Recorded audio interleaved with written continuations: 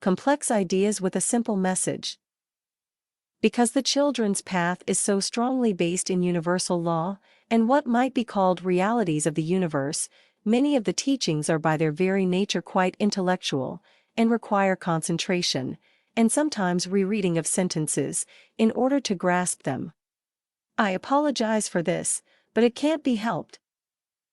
However, even though there is so much intellectual knowledge being presented, in practice, it is all balanced with feeling. For the very essence of this path is very clear and very simple unselfish love. Everyone can understand the healing and good that come from kindness, compassion, caring, giving, harmlessness. Those are the virtues of unselfish love, the things that really matter. And they are also the ultimate keys of returning to and being in harmony with the universal spirit, and what the children of the Law of One are all about.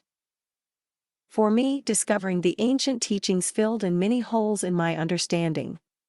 I grew more excited every day as I learned more, grew more, and the pieces fell into place. When I found this path, I felt like a man dying of thirst discovering an oasis in the desert.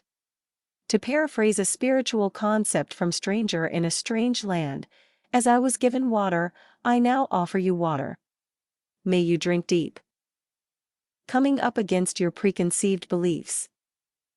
Everything was smooth and rosy in my life at the monastery, until I had to come to grips with my own ego issues. They caused turbulence on the flight of my growth.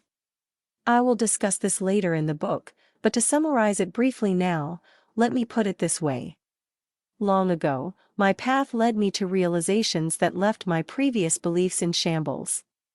I had to clean house, pick up the pieces of old beliefs, review each one of my beliefs individually, and decide whether to trash it, keep it or fix it. I ended up with a set of beliefs that are far different than those of many people.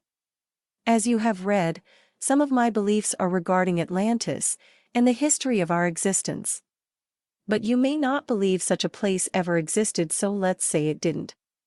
You have already read many things that you may, or may not, accept or believe, and you're about to read more. Just because I believe these things and accept them as truth, doesn't make it so. They may be absolutely untrue. Or they may not be true to you from your perspective. Or they may be absolute truth. In certain ways it doesn't really matter, does it? Whatever the case may be, if you don't believe all this intellectual stuff you read in this book, it doesn't matter to us. We know that truth is only half-truth, at its very best anyway. We love you. I love you. I'd like to live in peace with you, and have you love me too, regardless of what we believe or don't believe. As long as we don't hurt each other, and we help each other when in need, who cares what beliefs we have, religious, political, moral, or whatever. And I believe that's what's most important, because I know that unselfish love is always beneficial. That is one of my revamped beliefs, and I think it's something we should be able to universally agree upon. I can. Can you? Will you? What can it hurt? Nothing. What can it help? A great many things, like peace and kindness. So if you do not believe the ideas contained in this book, I hope it will not matter to you that I do, as long as I am a loving, kind acting, caring thinking, harmless person. And similarly, what matters to me about you is not really what you think or believe, what religion you belong to, or if you're an atheist, but how you conduct yourself. What matters to me is whether or not you are a loving, kind acting, caring thinking, harmless person. Unfortunately, a person's beliefs do greatly influence how they think and act, though.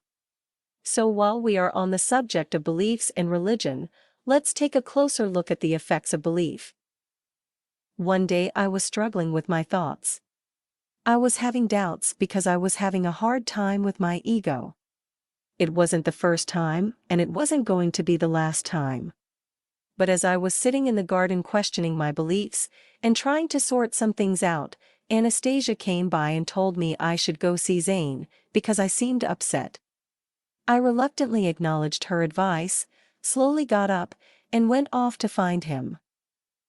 I found him already teaching a group of other novices. But his words were addressing my issues and concerns. I wondered if it was actually all staged for my benefit. It seemed absurd to think that, of course, and self-centered, but I was never really sure with him what he might do to teach someone something in the best way. Here was what I began to listen in on. Regardless of whether or not you believe it, your beliefs control your destiny, so they need to be closely scrutinized for what they create in your life. What you think and believe greatly affect whether or not you are a saint, an evil monster, and everything in between, like a somewhat kind person, or a somewhat mean person. I was wondering what the heck he was talking about, because I had just learned that what we believed was irrelevant. So I interrupted the discussion, and asked, what does it really matter what beliefs we hold? I thought it didn't matter as long as people are kind, caring, compassionate, and harmless. It is another paradox in a way. It doesn't really matter what beliefs a person has, as long as the beliefs they have yield those virtues of unselfish love you just mentioned. But their beliefs may yield those virtues, or yield harm and evil. Beliefs have a dominant and powerful effect on every aspect of our lives. People even kill over beliefs. Religious beliefs are frequently based on faith, and they are most often something we are taught to believe early in life, by our family's religious beliefs and religion. Other beliefs are absorbed also from our cultures. People don't usually stop and think about the fact that something as seemingly innocuous and insubstantial as our mere beliefs really have much effect on our lives. But they do. In fact, they not only have tremendous effects on our lives, but they also control much of our destiny.